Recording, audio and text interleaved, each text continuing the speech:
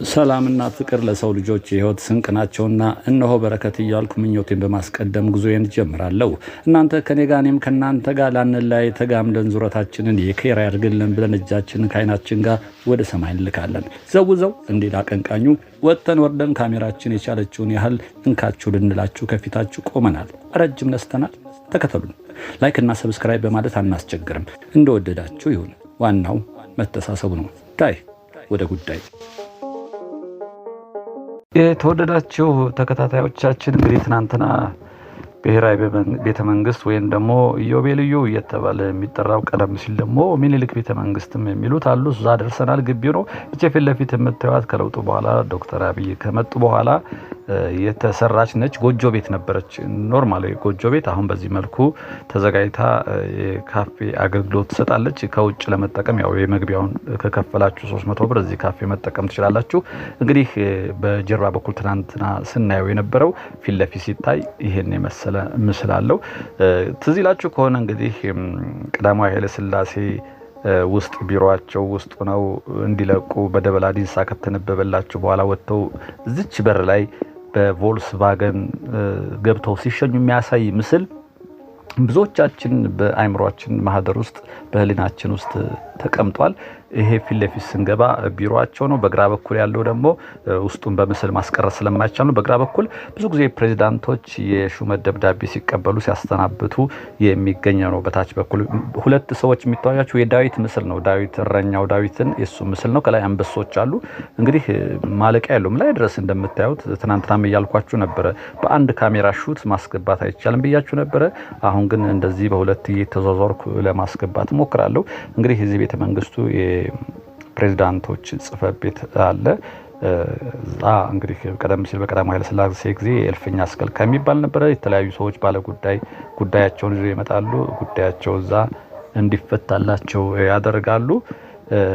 ከዛ ባሻገር ይሄ ፊት ለፊት በሩን ያየነው። በተቃራኒው በኩል ደግሞ ስናይ አንደኛ በር ነው። 9 በር እንዳለው ነግሬያችሁ ነበረ። ይሄ ፊት ለፊት ይሄ በውሃው ፊት ለፊት ያለው አንደኛ በር ነው። በውጭ ጉዳይ ወደታች ተወርዱ የምታገኙት በር ነው። ፊት ለፊት በር ላይ ሲወጡ ይሄ ፊት ለፊቱ ግልጽ ነው ይታያል። ይሄ ኦፕን ኤር ወይም ደግሞ በእንትኖች በዚህ በኩል ነው እንግዲህ አንደኛ በር ላይ ብቅ ሲሉ ቀጥታ የሚያዩት ይሄንን ነው።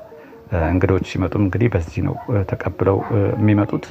የውጭ እንግዲህ መንግስታት ውስጥ በነገራችን ላይ እጅግ በጣም የሚፈቀደውን ብቻ ነው ገብቼ የማሳያችሁ። በጣም በርካታ ስጦታዎች አሉ። ከተለያዩ ሀገር የተሰጡ ስጦታዎች የሚገርሙ በወርቅ የተለበጡ ሙሉ በሙሉ ወርቅ የሆኑ አሉ።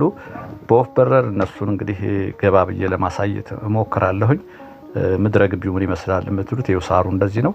እነኚህ አዋፎች እንግዲህ ከሩቅ ቦታ መጥተው እዚህ ሳሩ ጋር የሚበሉት ነገር አለ። እንግዲህ ትላትል የመሳሰሉትን የሚበሉ ናቸው። ሰው ሲጠጋቸው ሸሸት ይላሉና ለማዳ መስሎኝ ነበር መጀመሪያ እኔ እንደውም። ከዛ ዝም ብለው ከጫካ የመጡ ናቸው። ግቢው ነኬ የላቸውም፣ እነሱ ይመቻቸዋል። ይሄ ፋውንቴን እንግዲህ መጀመሪያ አካባቢ እንደውም የነበሩ ፋውንቴን ይሄ ነበረ።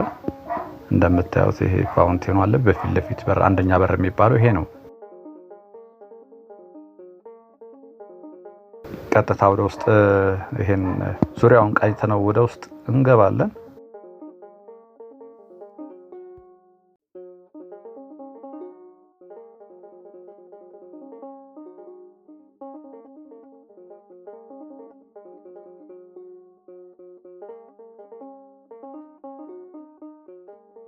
ውስጥ ስንገባ እንግዲህ ቀደም እንዳልኳችሁ የፕሬዝዳንቱ ጽሕፈት ቤት አለ። እልፍኝ አስከልካይ የሚባሉት ከበሩ በስተቀኝ በኩል አለ። ሰፊ ቦታ አለ ደግሞ ባለ ጉዳዮች ሲመጡ እዛ ተራቸውን ጠብቀው እልፍኝ አስከልካዩ በተራ ሲያስገባቸው ጉዳያቸውን ለቀዳማዊ ኃይለ ሥላሴ አስረድተው መፍትሄ የሚሹት አለ። ከፊት ለፊቱ ደግሞ በግራ በኩል በግራ ክንፍ ቀደም እንዳልኳችሁ ብዙ ጊዜ በቴሌቪዥን የምናየው አምባሳደሮችን መጥተው በነገራችን ላይ አሁንም እንግዶች ሲመጡ እዚህ አቀባበል ይደረጋል። ግን ቤተ መንግስቱ ፕሬዝዳንቱ አሁን እዚህ የሉም። ላይኛው ጠቅላይ ሚኒስትሩ ጽሕፈት ቤት ላይኛው ቤተ መንግስት እዛ ስላሉ ነው። እንግዶች ግን አሁንም አንዳንዴ እንደሚቀበሉባቸው ሰምቻለሁ። ከዛ ባሻገር አሁን ካልኳችሁ ፊት ለፊት ካለው በር ወለል እሱ ስለማይታይ ነው ናሬት ማድረግላችሁ። ግራውንድ ስንገባ ግን ይሄ የሚፈቀደው ግራውንዱን እናያለን።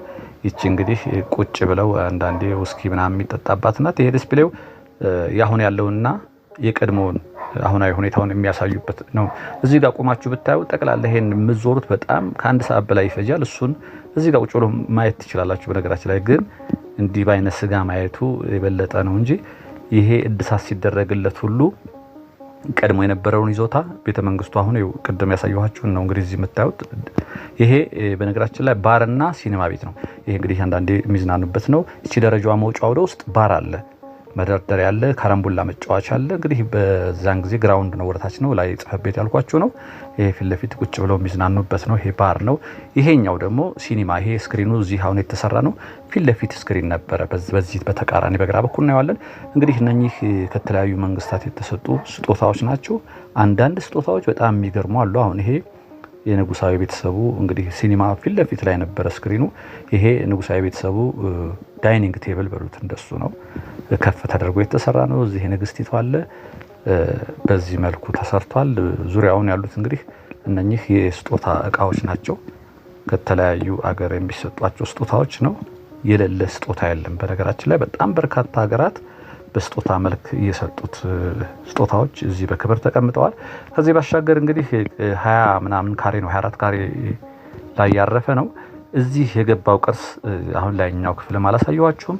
የተወሰነ ብቻ ነው የማሳያችሁ፣ ሙሉ በሙሉ መቅረጽ ስለማይቻል ነው። በነገራችን ላይ 85% ቅርሱ እዚህ አልገባም። ወደ 15% ወይ 14% አካባቢ ናቸው የገቡት። ይሄ የሚገርማችሁ ከጅማ የመጣ ነው። አባጅፋር የላኩት ነው። ከአንድ ጣውላ ተፈልፍሎ የተሰራ ነው። የመቀመጫዋ ነዋት ቄንጠኛ ነች። ይሄን ይዩት። ጠረጴዛው ከንጉስ አባጅፋር የተበረከተ ነው። በጣም የሚገርም እኔ የተደነኩበት ፍልፍል ነው ማለት ነው። ከአንድ ጣውላ ተፈልፍሎ የተሰራ ነው። 2 ወንበሮች አሉ። ይሄ ቴብሉ ነው። ወንበሮቹ ራሱ እንግዲህ ምን ያህል ጊዜ እንደሚፈጅት እንጨት ፈልፍሎ እንደዚህ መስራት በጣም የሚገርም ነው። እንግዲህ ጅማዎች ያበረከቱት ነው። ይሄም እንግዲህ ልክ እንደ ፓርላማ አንዳንድ ጊዜ ውይይት የሚያደርጉበት ነው። ባር ውስጥም ቢሆን ሲኒማና ባር ነው። ወንበሮቹን አይታችኋቸዋል። የእንስሳት እግር ነው የሚመስሉት። በእንስሳ እግር ነው። ከዛ በግራና በቀኝ በኩል ያሉት ዘውድ አላቸው። ንጉሱና ንግስቲቱ የሚቀመጡበት ሊሆን ይችላል።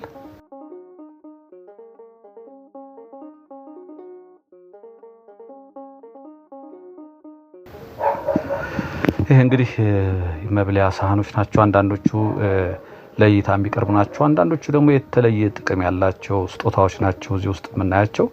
የሚገርም ነው ግን በጣም ዘመናዊ ሆኑ። አሁን በጣም አንዳንዴ በዚያን ጊዜ የተሰጡ ስጦታዎች ሆነው ነገር ግን በአሁኑ ጊዜ ራሱ ዘመን ይሄ ሰዓት እስከ ቅርብ ጊዜ ይሰራ ነበር አሉ። ሰዓቱ በስጦታ የተገኘ ነው። እዚህ ውስጥ የምናያቸው በሙሉ በስጦታ የተገኙ ናቸው።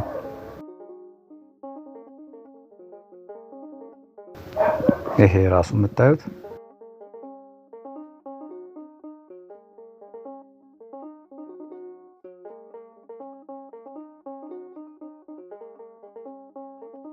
እንግዲህ እዚህ አሁን ያየኋቸው ለእናንተ የማላሳያችሁ እኔ ግን ባይኔ ያየኋቸው በጣም ተደልቅ ያሉ በጣም ብዙ እቃ ነው ያየሁት። ስጦታዎቹ በተለይ ታሪካዊ መጽሐፎች አሉ። ግን ይሄ 14% ሲባል እጅግ በጣም ብዙ አለ እና ምንድነው በተወሰነ ኢንተርቫል ጊዜ እንግዲህ እየተቀየረ ያኛው ደግሞ ይሄ እየተቀየረ መምጣት አለበት ነውና ይሄም እንደዚሁ መንካት አይቻልም። ያው ቅርሶች በነገራችን ላይ በእጅ አይነኩም፣ ማየት ነው። እንዲቀረብ ብሎ ማየት ይቻላል እንጂ በእጅ መንካት ስለማይቻል ነው። ፒያኖ ነው እንደምታዩት።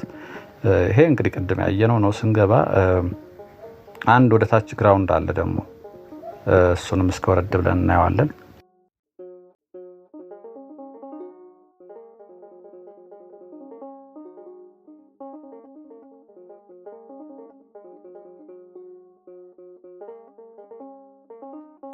አንዳንዶቹ ዘመናዊ ናቸው።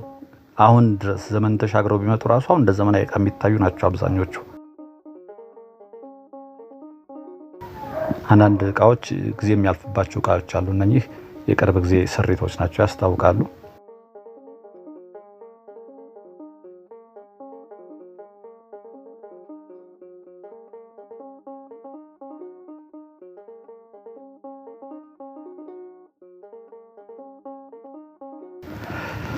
እዚህ እንግዲህ እንደምናየው ንጉሠ ነገሥት ቀዳማዊ ኃይለ ሥላሴ ያሉ እዚህ እንግዲህ እሳቸውን ቅድም እንዳልኳችሁ በደበላ ዲንሳ አንባቢነት መንግስቱ ኃይለማርያም ተቆናጠጠ። መንግስቱን በጦር የጠቅላይ ሚኒስትር መለስ ዜናዊ ፓርቲ በጉልበት አስለቀቀ። በሰላማዊ መንገድ የለቀቁት ብቸኛው ኃይለማርያም ደሳለኝ በቃኝ እስኪ እናንተ ይወት ብለው የለቀቁ ብቸኛ ሰው ናቸው። እኛ ሀገር ፖለቲካ እንግዲህ ስለ ፖለቲካ አትግባ ትሉኛላችሁ፣ መገፋፋት ይበዛዋል። ምንም ደስ የሚል ነገር የለውም የኛ ሀገር ፖለቲካ። እንግዲህ እዚህ ቤት መጥተው የጎበኙ ገማል አብዱል ናስር ናቸው። እኒህ ፊት ለፊት የምታዩቸው በጀርባ በኩልም አለ የቀዳማዊ ኃይለ ሥላሴ ወዳጆች የነበሩ እዚህ ቤት የመጡ ሁሉ በዚህ በኩል ዲስፕሌው ላይ በግራም በቀኝ በኩልም ፎቶግራፋቸው በብዛት የሚታይበት ክፍል ነው ይሄ። አንዳንዶቹን መቅረጽ ማልችላቸው አሉ። ከዛ ባሻገር ይሄ የምታዩት እንግዲህ የቀድሞ ነገስታቶች በፈረሳቸው ይሄ አባዳኛው ይባላል። እንግዲህ ይሄኛው ደግሞ የቀዳማዊ ኃይለ ሥላሴ ፈረስ ነው። ጠቅል ሊባል ነበር። አንዳንድ ሰዎች የጠቅል አሽከር ሲሉ ሰምታችሁ ታውቃላችሁ አይደል? እንግዲህ እሳቸው በፈረሳቸው የጠቅል ጌታ ስለሚባሉ ነው። ይሄ አባዳኛው ነው። ሌላም ክፍል አለ። የተፈቀደልኝ ብቻ ነው ማሳያቸው። ሰላምና ጤና ከእናንተ ጋር እንዲሆን እየተመኘሁ በሌላ ቪዲዮ እስከምንገናኝ ጤና ይስጥልኝ የምላችሁ ወንድማችሁ ካፊያው ዘመህር ነበርኩ። ጤና ይስጥልኝ።